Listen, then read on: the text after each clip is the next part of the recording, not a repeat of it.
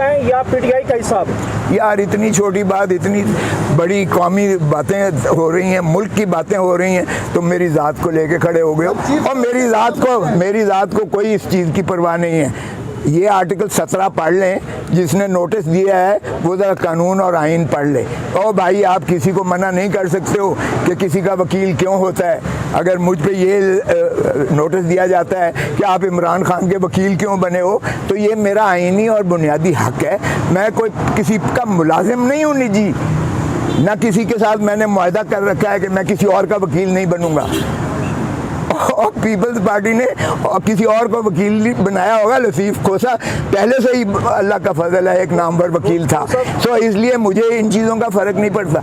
और साइफ़र का कहा गया कि जी रियासती जो है वो उसके ख़िलाफ़ आपने किया है। और अगर रियासत साइफ़र को रियासती इशू है तो फिर डूब के मर जाना चाहिए।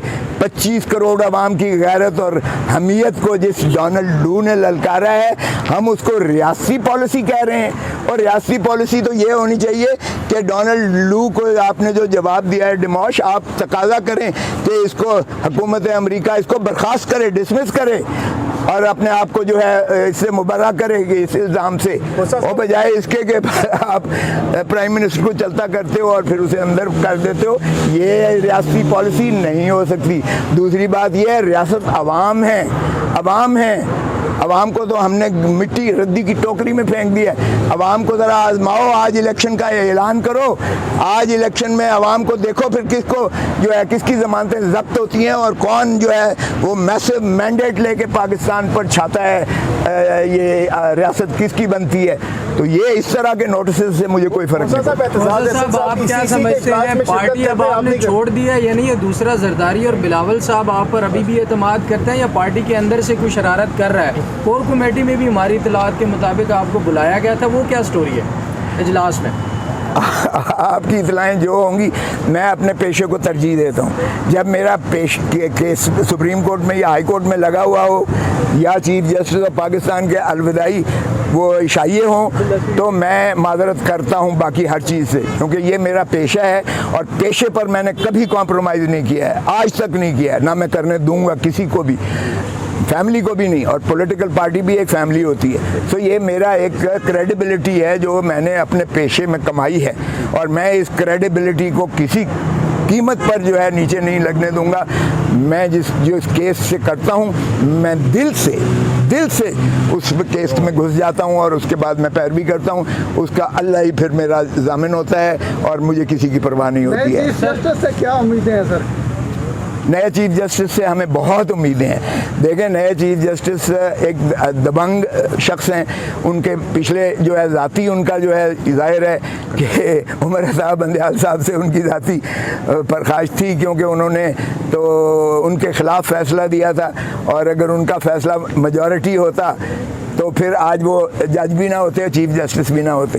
तो फिर ज़ाहिर है इंसान ही होता है, तो उनका जो मैं समझता हूँ वो तलखी ख़त्म हो गई होगी और आज से वो एक जो है दबंग चीफ जस्टिस के तौर पर आएंगे और कौम को भी उनसे बहुत तवक्कुआत हैं कि वो आइन पर अमलदारी करेंगे, बाय द बुक जाएंगे और हमें तवक्को है कि वो सभी को साथ लेकर चलेंगे। लेने से इनकार कर दिया उन्होंने, पीक्स एंड पर्क्स लेने से। बहुत अच्छी बात है, लेकिन ये ड्रामे की हद तक ना हो। ये बात इफ्तिखार चौधरी ने भी कही थी और उसके बाद आखिर में 2 प्लॉट्स लेकर चले गए थे। तो ये जो है अल्लाह करे कि ये इस पर अमलदारी हो, सभी जजेस इसको भी माने। देखें, थोड़े पीक्स एंड प्रिविलेजेस मिलते हैं। इस अवाम बेचारी तो भूख मर रही है, फाकों पर आई हुई है, बिजली के बिल नहीं दे रहे हैं। इनके एक के ज़रा पर्क्स तो देख लें।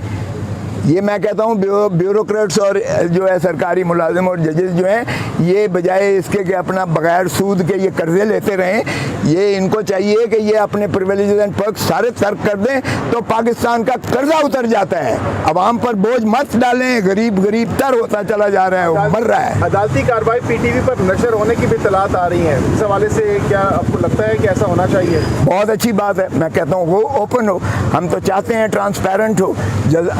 जो देखें, इंसाफ वो है जो सबको होता हुआ नजर आना चाहिए। इंसाफ या कोई ऐसी पॉलिसी जो है वो बंद कमरों में नहीं होनी चाहिए।